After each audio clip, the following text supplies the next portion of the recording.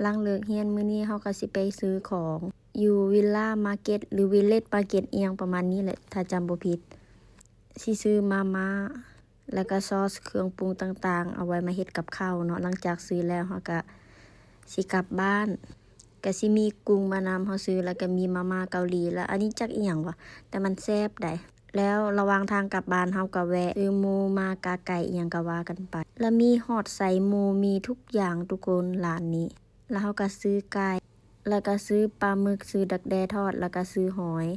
และเฮาก็ไปตลาดต่อแล้วก็ซื้อผักในตลาดหลายแฮงแต่บ่ได้ถ่ายให้ทุกคนเบิ่งก็สิมีผักกระเด้าบักฮุงข้าวเหนียวอิหยังต่างๆเนาะ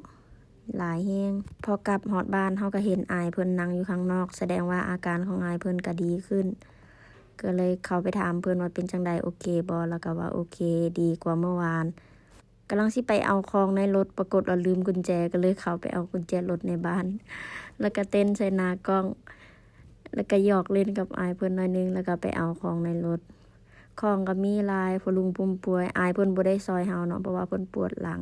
เพิ่นก็ได้แต่เปิดประตูและหลังจากนั้นเฮาก็จัดของ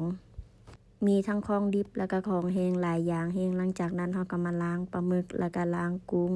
แล้วเฮาก็สิมาซอยไก่เนาะหลังจากซอยแล้วเฮาก็สิมาหมักไก่ใส่แป้งใส่เกลือใส่พริกไทยน้อยนึงเนาะแล้วก็ใส่แป้งอีกแล้วก็ขยำแล้วก็เอาไปแช่ไว้ในตู้เย็นประมาณ15นาทีหลังจากนั้นก็ตั้งกระทะในระหว่างตั้งกระทะเฮาก็ต้มน้ำลวกปลาหมึกเช่นกันแล้วเบิ่งทุกคนขนาดเพิ่นป่วยได้หั่นเพิ่นก็ยังเฮ็ดนั่นเฮ็ดนี่เราสิเป็นคนขยันแปลกๆอะนะขยันแบบเวลาป่วยถ้าเฮาบ่ให้เฮ็ดหยังเราก็อยากเฮ็ดแต่ก็ตามใจเพิ่นโอ๊ยเว้าไปฮอดไสละทอดไก่แล้วก็ต้มมาม่าแล้วเฮาก็สิมาปรุงมาม่า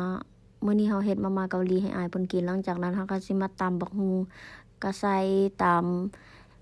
ที่ปรุงทั่วไปนั่นแหละเนาะใส่บักนาวใส่ปลาแดกใส่อิหยังก็ว่ากันไปใส่บักกอใส่บักเหล็กอิหยังก็ตามนั้นแหละแล้วก็ใส่เส้นบักหุ่งแล้วก็ใส่กุ้งปลาหมึกแล้วก็ใส่กุ้งฝอยนำเป็นจังไดทุกคนเป็นตากินบ่และหลังจากนั้นเฮาก็บ่รอช้ากินข้าวกันแต่อายเพิ่นบ่ได้กินเนาะน่าจะกินที่หลังมาเด้อทุกคนกินข้าวนำกันระหว่างกินข้าวก็ลมนั่นลมนี่กับอายเพิ่นเนาะอันนี้มันเป็นกิจวัตรประจำวันของเฮาที่เวลาอยู่นำกันเวลากินข้าวกินหยังก็มักล้มกันจักเป็นหยังบ่ฮู้คู่อื่นเป็นคือกันกับคู่เฮาบ่